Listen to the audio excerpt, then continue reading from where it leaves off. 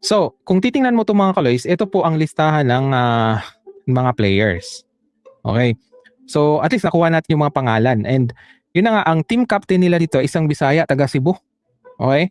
Na ang dami ngayon nanggigigil dito kay Jared Bahay, na kung saan siya po ay sana ay Bisaya, ay talagang mas malapit siya sa mga Bisaya. Okay? And you have to take note, si Jared ay from Visayas, itong si Rene ay from Mindanao. 'Di ba? Iba kasi ang notion mga kaloys, like for example, karamihan sa mga taga Manila about dun sa mga taga Mindanao. Okay? Na iba talaga yung ano nila, mafe-feel mo talaga, ako galing ako ng Mindanao, nung first ako nagtrabaho sa Laguna, ay nafe-feel ko po talaga yon. Okay? So, dito kinuha natin ang pangalan mga kaloys, at chinek natin kung sino yung pinaka huling pumasok sa team. Okay? Nung tingnan natin mga kaloys, kasi nga 'di ba, ang ano natin is meron ba talagang initiation o wala? Team building pa talaga, pero lumabas nga na ano pala, parang tryout.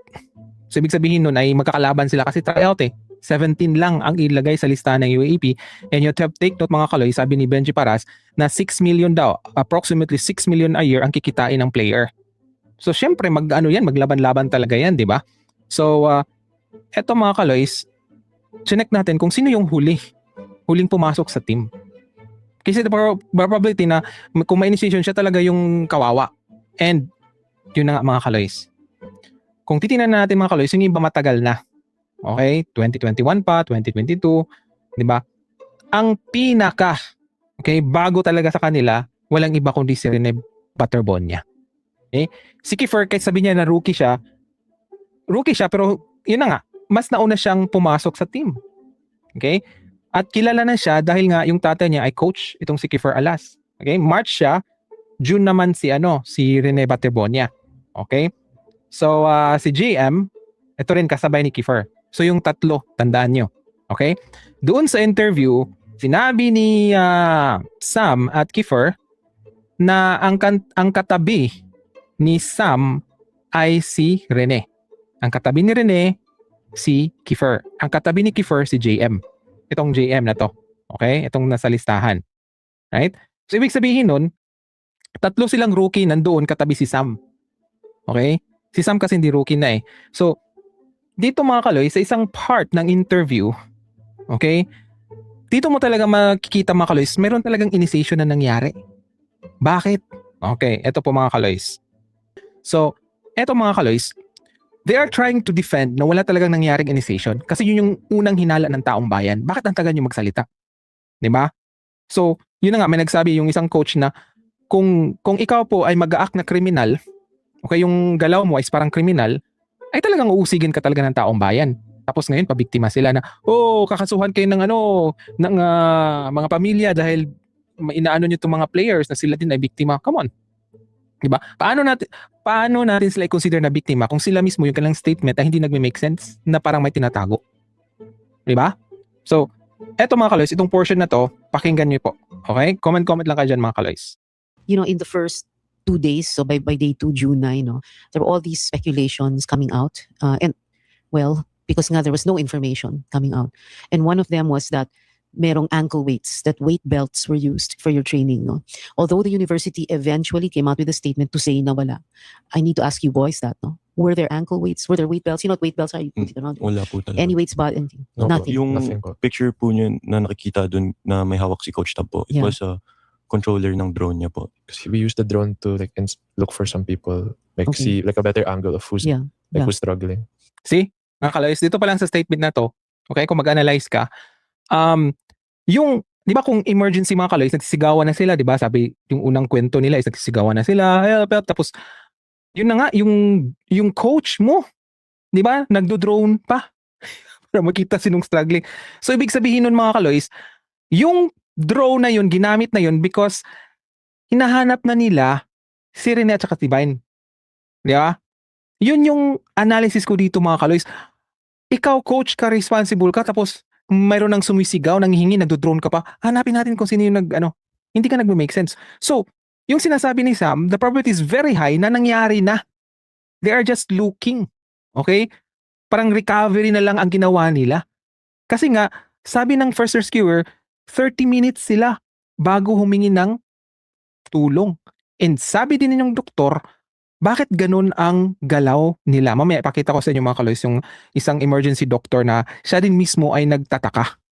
'Di ba? So, take note mga kaloys, nagdo-drone. Right? Hindi ba concern ang si Coach Tab? 'Di ba sabi nung iba na nag-ano pa, kumukuha ng surf, 'di ba? Sabi yun ni Jared Bahay, 'di ba, dun sa isang interview. Ano daw, tumakbo daw siya papunta kay coach. Imagine mga kaloy, ilang minutes yun from dun sa nangyari. 'Di ba mahirap ngang kasi halimbawa na dun ka sa dagat, 'di ba? Pag umahon ka, 'di ba ang hirap maglakad, 'di ba? So ilang minuto yun. Kasi sabi ni Jared, tumakbo pa daw siya para sabihan si coach na mayroong mang nangyari na ganun. Tapos daw, 'di ba, kumuha daw ng surfing board itong si coach. Balikan niyo yung interview mga kaloys. Tapos yun tumakbo pa. Pero etong sabi nila, gumagamit na daw ng drone ang coach para titingnan kung sino pa yung nanghihingi ng tulong. No. Hindi po ganoon. Hindi nagme-make sense. Mas maintindihan natin pag tapos na, hindi nila makita yung dalawa, gumamit sila ng drone. Yun po ang nagme-make sense. And ibig sabihin nun, wala na yung window na 4 to 7 minutes na pwedeng i-revive yung nalulunod.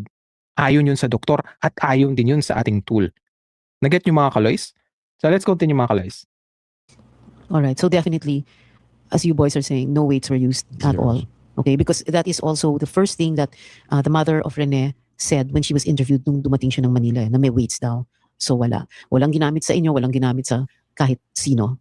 Okay? So, and that is because nung sinabing may weights, people concluded na, initiation nga hazing rights, walang ganon. See? Ang takbo ng interview nila is parang i-defend nila na wala talagang nangyaring initiation. Okay? Yan yung point nila dito sa portion ng interview. Okay na? I-ano mo na wala talagang ano. Diba kasi kung mayroong initiation mga kaloys, lagot ang mga players. Imposible naman ang coach magagawa ng initiation. Diba? Imposible mga kaloys. Diba ang coach ang gagawa ng initiation. Ang gagawa ng initiation yan, kung by seniority yan, yung mga senior. Ibig sabihin yung mga matagal na sa team, tapos may bago, sila yung nag-initiate. Diba? Hindi yung bago ang mag-initiate sa mga old, no. Right? Sa mga prot, ganun, diba? Kung sino yung bago ay talagang, yun talaga ang matatamaan, diba? So, let's continue dito mga kaloys. Pero hindi ito. At no point, ikaw Keith, you're a rookie, right? Yes po. No, freshman. This is your first year sana on the team. At no point did you feel at any point na hinihaze ka, that you were being initiated or anything? No po. The only thing I felt like Eto mga kaloys, syempre hindi na niya yan. Kasi kung sasabihin niya, di ba matatamaan talaga siya. Bago siya, tanggal siya. Di ba sayang naman yung sinasabi ni Benchin na di ba approximate 6 million per year ang kinikita ng mga players. Right? a team was us getting closer po. Mhm. But other than that, wala po Yeah. talaga. So hindi kayo, the term that's used usually, hindi kayo pinahirapan. No. Hindi daw sila pinapahirapan. Pero itong statement ni Sam, di ba, magsasabi sa inyo kung ano talaga ang katotohanan. Okay? Kasi parang nawala siya sa script eh. Right? Kasi ang aim nila, di ba, pasinungalingan na wala talagang initiation, di ba? Pero itong sinabi ni Sam, akala niya na hindi yun considered initiation yung sasabihin niya nito. Okay? Okay, Kami Sam. pong vets is like, we just utos them to, the first day, to help deload the bus po, yung mga equipment. Yes Mhm. po. Sila po. So sabi ni Sam, inuutosan doon yung mga bago, mga rookies, okay, na sila yung maglipat ng mga gamit, 'di ba? So inuutosan yung mga bago. Okay? Yun yung point niya dito. Pero sa kanya daw hindi daw yung initiation. Okay? Ano sa tingin niyo mga kaloys? Po mag-carry ng equipment. Mhm. And then, nung katulad po ng breakfast, like, they would just fix the table and after po, they would wash the dishes po. See? Tagahugas ng plato yung mga bago. Sabi ni Sam. So sino yung malinaw na bago base doon sa interview? Si Kiefer, si Rene, at saka si JM. Okay? So, patas ba yung pag-utos sa tatlo? O may pabor-pabor? Kaya ganito yung hitsura ni Rene sa picture. Ano sa tingin niyo mga kaloys? So, inuutusan yung mga bago. Yun yung point dito. Okay? So, eto mga kaloys. The Mm. table then. So yun na yung pinaka, parang, That's Ayun the na po most. yung yun na yung pinakaginawa sa mga, Opo. sa mga bago. So, yun na daw ang pinagagawa. Pero bottom line, inuutusan yung mga bago. Now, tinanong natin ating tool. Considered ba yun na initiation? Okay? Considered ba na initiation? Ito ang sagot mga kaloys. Okay? Hindi siguro to alam ni Sam. So eto mga kaloys ang sabi dito, if new members are expected to clean up after the team, prepare food or drinks for senior members, carry everyone else bag or equipment, 'di ba sinabi ni Sam, 'di ba? Yung mga bago ang nagki-carry ng mga gamit, right? So kasama doon si Rene. Pero ang point nga doon is hindi kaya may special treatment kay Kiefer kasi nga anak siya ng coach? Of course. 'Di ba? Kung ikaw player, uutusan mo yung anak ng coach? I don't think so. Siyempre, sinong utusan mo? Ay, yung pobre. Si Rene. 'Di ba? The probability is very high. Right? Na si Rene talaga ang parang ginawa nilang katulong. Okay? Si Rene mabait, 'di ba? So, tinitake advantage nila 'yon. So, sabi pa dito, kung nagpe-perform sila ng errands solely because they are new, this may be considered initiation right. See? 'Di ba? Kasi nga bago ka pwede ka utos-utusan 'Di ba mga kaloys? Ganyan din ang nangyayari sa mga prat-prit-prit-prot-prot. Right? Agree ba kayo? Yung mga may prat. Of course, agree kayo dito. Mga bago talaga ang inuutusan. Right?